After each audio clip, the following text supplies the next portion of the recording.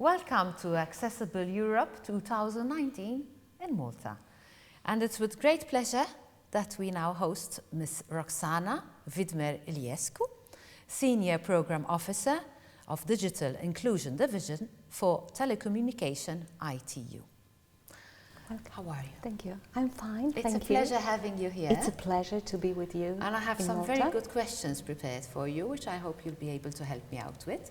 The It's a first pleasure. one being, which is the main goal of this event from the ITU digital inclusion perspective?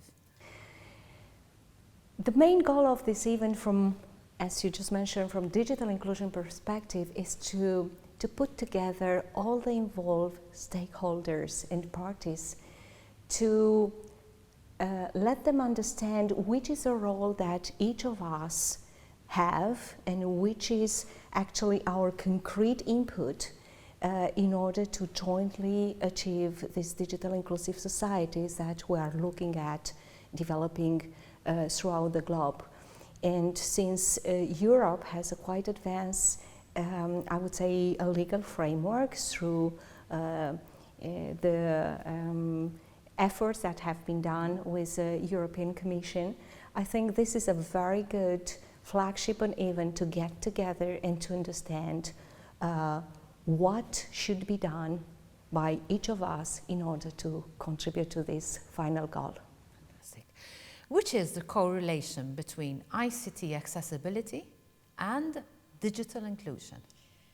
Well, ICT accessibility, I would say, it's a mean to ensure digital inclusion of all people, regardless of their gender, age, ability, location, and to ensure that everybody is empowered through the information and communication technology.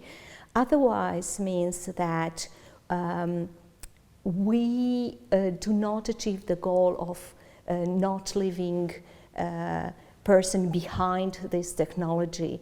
As you know, previously the technology was addressed, we thought, for each of us, but advancing, and in particular with the CRPD implementation, slowly we understood that there are some features that we have to build in technology to also enable person with visual disabilities or person with hearing impairment to access the communication technology and to not be excluded from the society, because, as you know, now in this fourth industrial revolution, nothing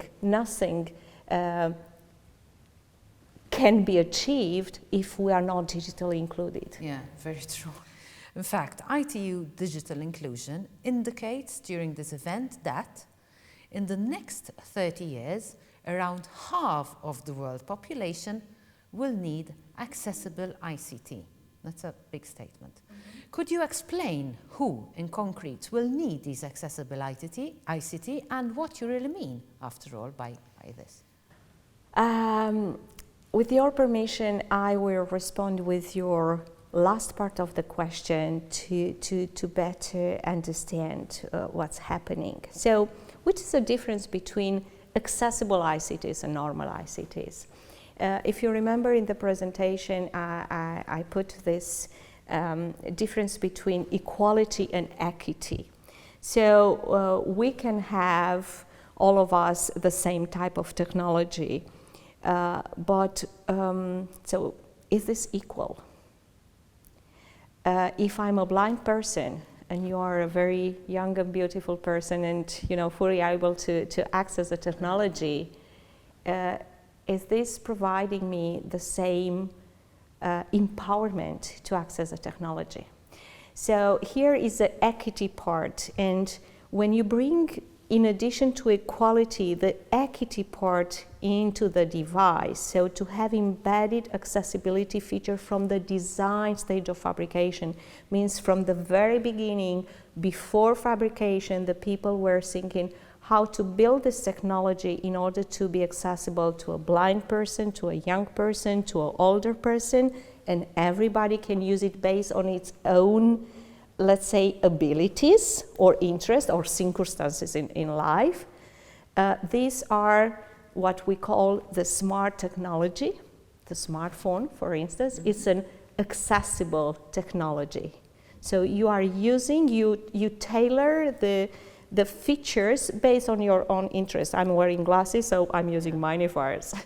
Okay, and why I said that half of the world population. So most of us are very familiar with the fact that over 1 billion people live with some type of disability worldwide.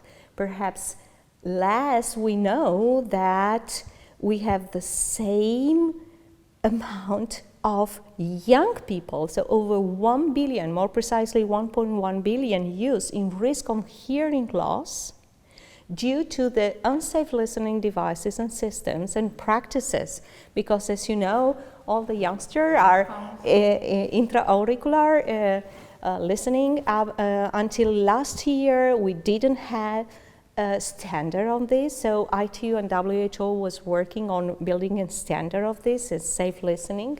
We also built a toolkit in order to ensure that all countries, now when they procure devices, they put in their invitation to tender, in their procurement requirements, the fact that have to be embedded with the standards to not harm the health of the people. So another billion, and we know already since 2017 in the UN report of aging population that in the next 13 years we'll have over 2.1 billion people aged 60 and above. And what does it mean?